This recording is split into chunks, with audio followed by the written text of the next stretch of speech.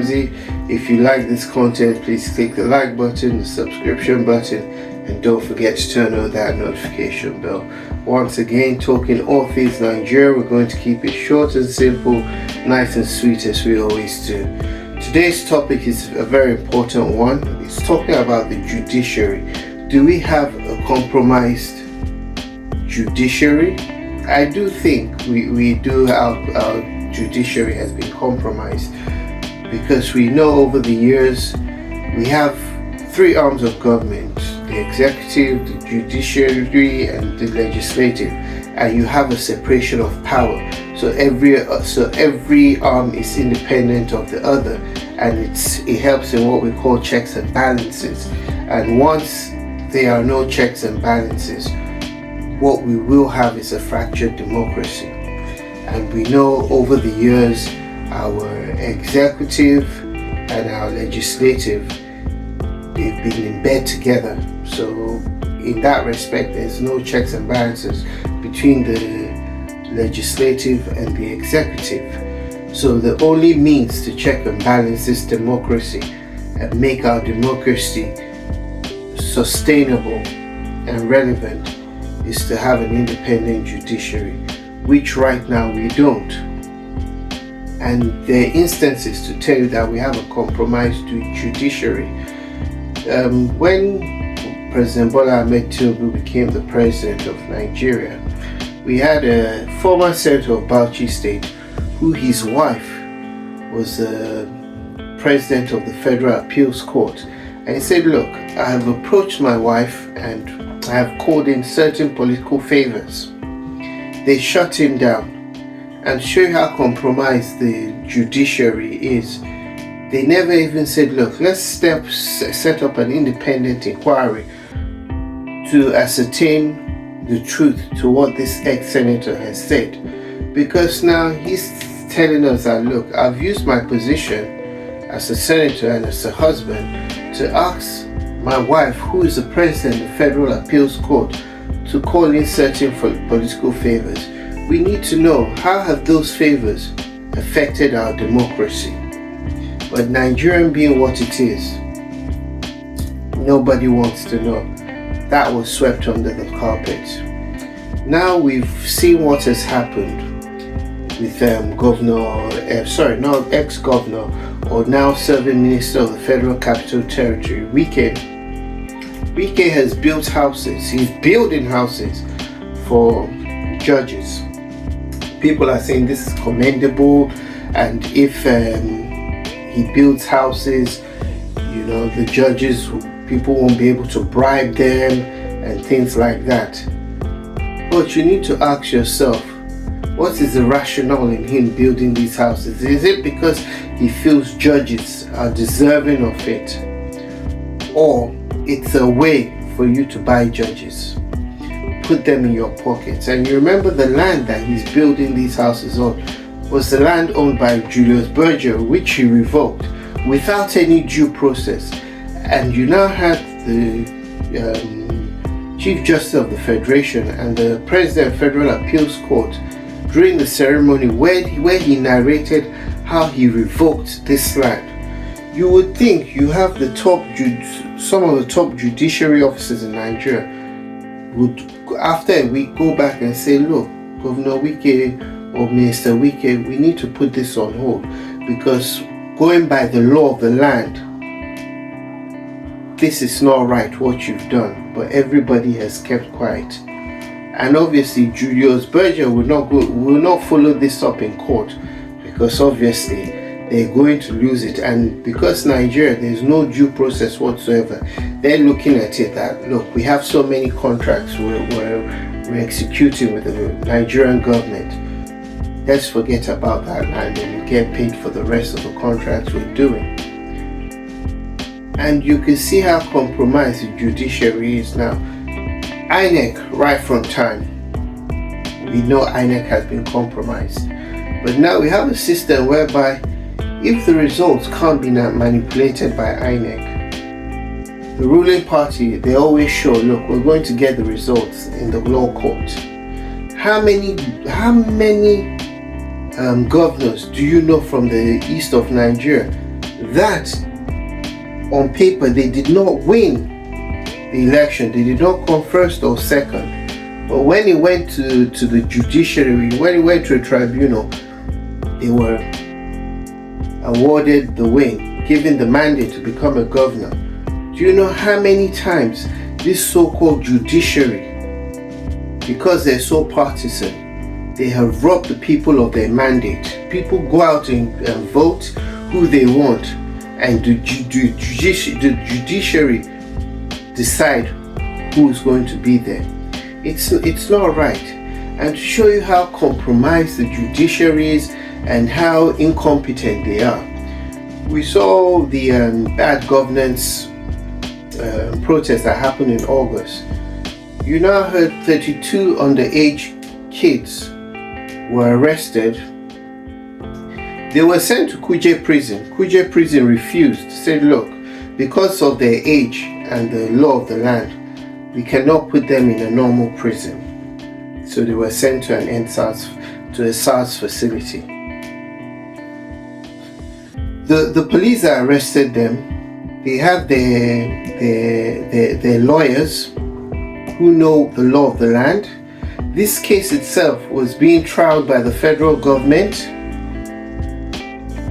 and you want to tell me it obviously was being tried by the Ministry of Justice? It would have come on the table of the Attorney General, and they didn't see that. Look, we have minors who have been in detention for 3 months, not going to school, their welfare not taken care of, psychologically they've been tortured, and we deem it fair not only to still hold them in prison, but to put a 10 million naira bill on them. You saw the House of Assembly member that threatened a boat driver. He was given a 500,000 naira bill. And you see these kids from poor backgrounds, not knowing where the next meal is coming from, giving 10 million naira bill. We do not have a judiciary, and to tell you the importance of the judiciary, January 6th, insurrection in America, United States of America, Donald Trump, knowing that the last line of defense to manipulating results and always being the president he wants to be, the only way to do it was to compromise the judiciary. That's why you saw that he made efforts in appointing judges to the Supreme Courts and judges to the circuit courts. But because of the checks and balances in America, this did not work out for him. And that is what's happening in Nigeria. We don't have those checks and balances anymore. The judiciary is not independent again.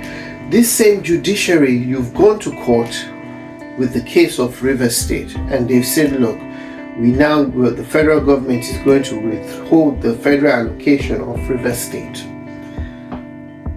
But you now ask yourself, did they sit down and think of it? You're withholding the federal allocation of River State. It's not Fubara's allocation you're withholding. You're withholding allocation that we used to pay workers minimum wage, used to build schools, used to provide build roads, used to provide healthcare, allocation for the people of River State.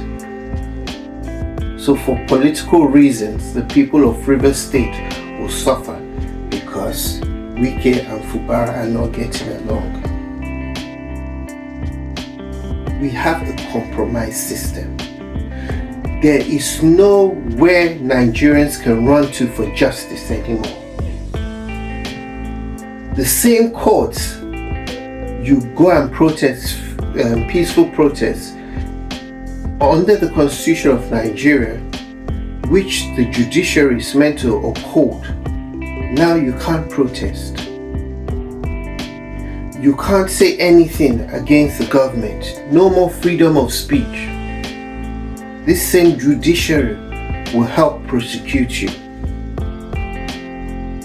And it's so ironic, it's so rich coming from someone like President Bola Ahmed Tinubu, who was a key member of NADECO, who they exercised their right to protest, freedom of speech. Now the shoe is on the other foot. Now they're the ones wearing the shoe. What they used to fight, the tools they used to fight the military dictatorship. Now when others are using those tools against their government, they now deem it an act of terrorism. They now deem it that you're unpatriotic. Where can the common man run to for justice? There is no way. No way. EFCC, they said they've detained former Delta State Governor Kolwa, who was Atiku Abubakar's running mate as vice president he was going to be the vice president of Nigeria if Atiku had won. Now he's being detained, he said, for embezzlement and fraud against Delta State. And you're like, you've detained him successfully. Yahaya Bello, who is of APC, you're still unable to detain him. How does this justice system in Nigeria work?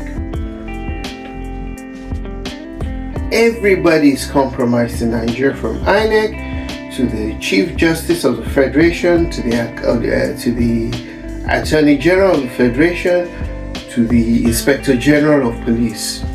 Sometimes you ask yourself, is it that Tinubu is incompetent or he just doesn't care? I don't think he's incompetent. I think he has this feeling within him that, Nigeria is Nigeria, will move along, because Nigeria is the only country in Africa, I tell you, that the government provides nothing. Both the policies and the laws, nothing is suited to better the lives of the citizens. Everything we achieve in Nigeria, we do it ourselves. Nigerians provide themselves with their own electricity, they provide themselves with their own water, their own healthcare. Even if you go to some villages, the rich, they're building the roads themselves. So in this country, the government provides nothing for us. Now give us justice that you've taken away from us. On a lighter note, we hear Governor Sheyi Makinde, talking about the APC and saying how things are bad in Nigeria. He's now standing in as a voice of justice. And you look and you're like, it's so rich coming from Governor Sheyi Makinde. You and Wike, you were the ones that brought the APC into power due to your own selfish reasons. And now you're talking bad against the people you brought into power.